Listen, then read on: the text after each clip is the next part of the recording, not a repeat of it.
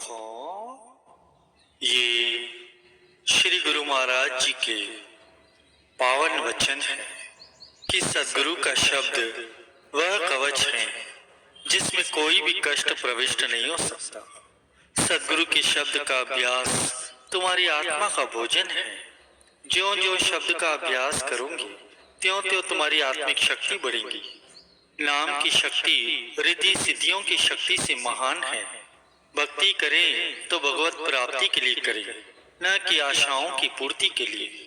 संस्कारी आत्मा ही महापुरुषों के वचन समझ सकती है। गुरु वचनों पर जितना अधिक विश्वास करोगे। गुरु को वीडियो लाइक करना, सब्सक्राइब करना प्लीज़। मैं बहुत मेहनत से वीडियो बनाता हूँ, देखो कितने पसीने आ रखे हैं। वीडियो लाइक कर दो प्लीज़, प्लीज़ सब्सक्राइब कर देना प्लीज़, कमेंट जरूर करना। इतनी अधिक शक्ति और शांति प्राप्त होगी। सब कर्मों धर्मों का फल केवल एक प्रेम है। अन्य झंझटों से दूर रहकर सदैव प्रेम में ही मग्न रहिए। सुखी वह है जो कष्ट में भी दुखी न हो। यदि पुरुषार्थ करोगे तो सहायता मालिक करेंगे और कठिन कार्य भी सरल होते जाएंगे। उसका संग मत करो जिससे मालिक पर पूर्ण विश्वास नहीं। सब आशाएं त्याग कर सदगुरु पर विश्वास रखना ही गुरु शरण है, और ऐसे शरणागत की वह अवश्य ही लाज रखते हैं। यदि परमार्थी जीवन बिताना है तो स्वार्थी लोगों की संगति से बचो। उसकी बातें मत सुनो जो आपको संसार में फंसने का परामर्श देते हैं। प्रातः उठो तो सर्वप्रथम श्री सद्गुरुदेव जी का ध्यान करो। उनके श्री चरणों में श्रद्धा से शीश को झुकाओ। उनके द्वारा प्रदान किए हुए शब्द का अभ्यास करो। आपका दिन अच्छा बीतेगा। और इसी तरह शयन के समय भी सिमरन करो तो रात्रि अच्छी बीतेगी। जो भी करो मालिक के लिए करो, वे तुम्हारे हो जाएंगे और बदले में उनकी सर्व बख्शिशें तुम्हारा द्वार नहीं छोड़ेंगी। कई लोग परमेश्वर को भूलकर दुख की तरफ जाते हैं। उन्हें परमेश्वर की शरण में पहुंचाना ही भूलों को मार्ग पर लाना है। माया की तृष्णा के कारण आज करोड़पति भी भूखे हैं। नाम के अभ्यास के बिना तृष्णा नहीं बुझती। नाम से भूले हुए को नाम जपाने का प्रयत्न करना अतृप्त को तृप्त करना है। सकल सृष्टि का राजा दुखिया, हरि का नाम जपत हुए सुखिया। किसी को नाम जपाना ही दुखियों को सुखी करना है। नाम से बेमुख वह स्वयं ही दुखी है तो अन्य को सुख कहां से प्रदान कर सकता है। प्रत्येक सहायता का मूल्य अलग अलग है। सर्वश्रेष्ठ और बहुमूल्य सहायता दूसरे को आत्मिक उन्नति की ओर ले जाना ही है। माया प्रभु की ही धरोहर है। उसे ऐसे ढंग से व्यय करो कि वह प्रभु चरणों में जा पहुंचे। किसी की भी सेवा करें तो ये याद रखें कि करने कराने वाले केवल एक मालिक है। तुम विनम्र बनकर रहो।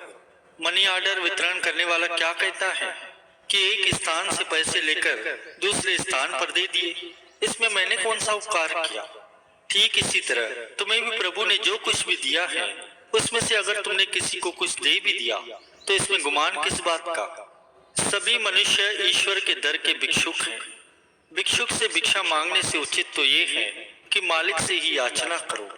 भगवान की माया भगवान को ही श्रद्धा से अर्पण करने पर कोई कमी नहीं आती, बल्कि इससे शुभ कर्मों की पूंजी संचित होती है। अन्य सब ओट आश्रय व्यर्थ समझकर केवल एक सदगुरु देव जी का ओट आसरा लो तो कठिन समय उपस्थित नहीं होगा। जब भी सहायता चाहिए तो मालिक के आगे सच्चे मन से प्रार्थना करो। सदगुरु का द्वार न छोड़ो। एक न एक दिन अवश्य ही निहाल होंगे। शुद्ध हृदय वाला प्रभु के पल पल में दर्शन करता है, परंतु वह यही नहीं कहता कि प्रभु ऐसे हैं, क्योंकि वे तो अवर्णनीय हैं। साधक को मन वाणी और कर्म से पवित्र जीवन बिताना चाहिए। सदगुरु को वही सेवक प्रिय लगते हैं जो उनकी आज्ञा का पालन हित चित्त से करते हैं। जीवन में कभी भी निराश और उदास मत होइए। आशा और उत्साह से आध्यात्मिक मार्ग पर अग्रसर होइए। सदा समय की कदर कीजिए। बीता समय फिर हाथ नहीं आता, इसलिए अभी से वर्तमान समय का अधिक से अधिक लाभ उठा लो। बुरी बात मत सुनो, बुरी तरफ मत देखो, बुरे शब्द मत बोलो और ना ही बुरे विचार सोचो। जिस पाप के लिए पश्चाताप करते हो और मालिक से क्षमा याचना करते हो और उसे पुनः न करने का दृढ़ संकल्प करो और मालिक से शक्ति मांगो तो क्षमा और सहायता अवश्य मिलेगी। दूसरे के अपराध को क्षमा कर देना वीरता है और उसके प्रति बदले की भावना रखना मानसिक दुर्बलता है। प्रतिदिन प्रातः उठकर सोचो कि आज का दिन मेरे लिए बहुत ही महत्वपूर्ण है और उसे अधिक से अधिक उपयोगी बनाना है। सदगुरु की कृपा पाकर कहीं अहंकार में ना आ जाओ, सदा विनम्र रहो और यही प्रार्थना करते रहो कि सदगुरु की कृपा सदा के लिए अंत तक बनी रहे। साधक का जीवन एक उच्चतम आदर्श होना चाहिए जिसका अन्य भी अनुसरण कर सके। शहर की सैर करते हुए जैसा अपना घर याद आता है, वैसे ही सब कार्यों को करते हुए अपना कार्य कभी मत भूलो। यदि कभी आपको संसारियों की संगति में रहना पड़ जाए तो अपने आदर्शों को छोड़कर उनका अनुसरण न करो, बल्कि आपका जीवन ऐसा हो कि वे लोग आपसे प्रभावित होकर आपका अनुसरण करें। तुम ये विश्वास रखो कि मालिक मेरे रक्षक हैं तो कोई भी बाल बांका नहीं कर सकता, परंतु श्री आज्ञा में चलेंगे तभी ऐसा संभव है। सुख सदगुरु की देन समझकर उनका आभार मानो। प्रभु के प्रेमियों को कष्ट देने वाला कुदरत के दंड से नहीं बच सकता। प्रभु एकांत में अपने प्रेमियों के सहयोगी बनकर उनका साथ देते हैं। प्रभु के दर्शन अवश्य होंगे, तुम अपने अंतकरण को शुद्ध करो।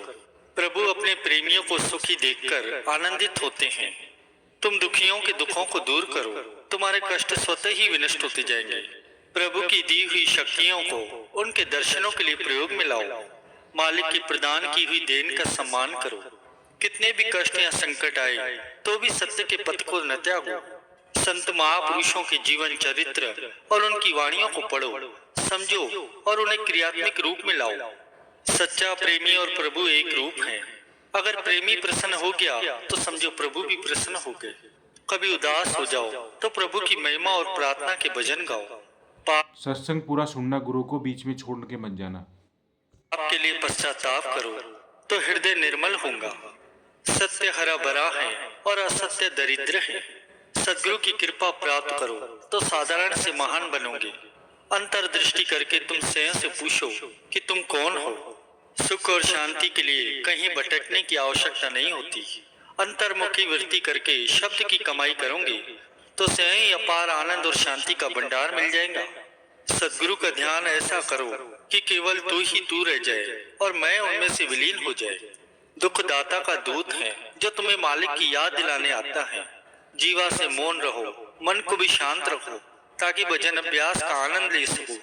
हमारे ज्ञान चक्षु खुले हो तो हमें प्रतिक्षण उनके द्वारा प्रदान की हुई उनकी कृपाएं दिखेंगी। ईश्वरीय आवाज को तो तभी सुन पाओगे जब अपने मन के कांटे को विश्वास के डिग्री पर स्थिर करोगे। लाखों लोग मिलकर तुम्हारा सामना करें, परंतु यदि तुम्हें ईश्वर का ओट आसरा है तो भय मत करो, क्योंकि ईश्वर तो सर्वशक्तिमान है और उनके सामने सब निर्बल है। सैकड़ों नहीं बल्कि हजारों बार देखा है कि प्रभु जो कुछ भी करते हैं मेरे हित के लिए करते हैं, परंतु अत्यंत ही खेद की बात है कि ये मन बार बार भूलकर चिंता में पड़ता है। इसीलिए हे दाता, मुझ पर कृपा करके मुझे अटल विश्वास दो। तुम ईश्वर का अंश हो। यदि तुम में भक्ति के गुण विद्यमान है तो दुनिया के कितने भी दुख क्यों न हो, तुम्हें वे अपना पौरुष या पराक्रम कैसे दिखा सकते हैं। सुख तो अपने भीतर है, न कि अच्छे मकानों में, ना ही अच्छे नगरों में। दूसरों की बुराई सोचोगे तो ये निश्चय जानो कि तुम स्वयं उनके प्रभाव से नहीं बच सकते। किसी को आगे बढ़ते देखकर अगर तुम प्रसन्न होते हो तो प्रभु तुम्हें भी बढ़ाएंगे। क्रोध को नियंत्रित करो, आंतरिक शांति मिलेगी। प्रत्येक व्यक्ति अपनी बुद्धि के अनुसार चलता है। अगर कम बुद्धि वाला तुमसे उचित रीति से नहीं चलता और तुम भी उसके साथ वैसा ही व्यवहार करते हो तो तुम बुद्धिमान नहीं कहे जाओगे। किसी भी बुरे व्यक्ति से निराश न हो और ना ही ऐसा कहो कि अच्छा हो ही नहीं सकता। ऐसे कई भक्तिमान आंखों से देखे हैं जो प्रभु को जैसी विनती करते हैं वे तुरंत मान लेते हैं। वीडियो लाइक करना, सब्सक्राइब करना प्लीज़।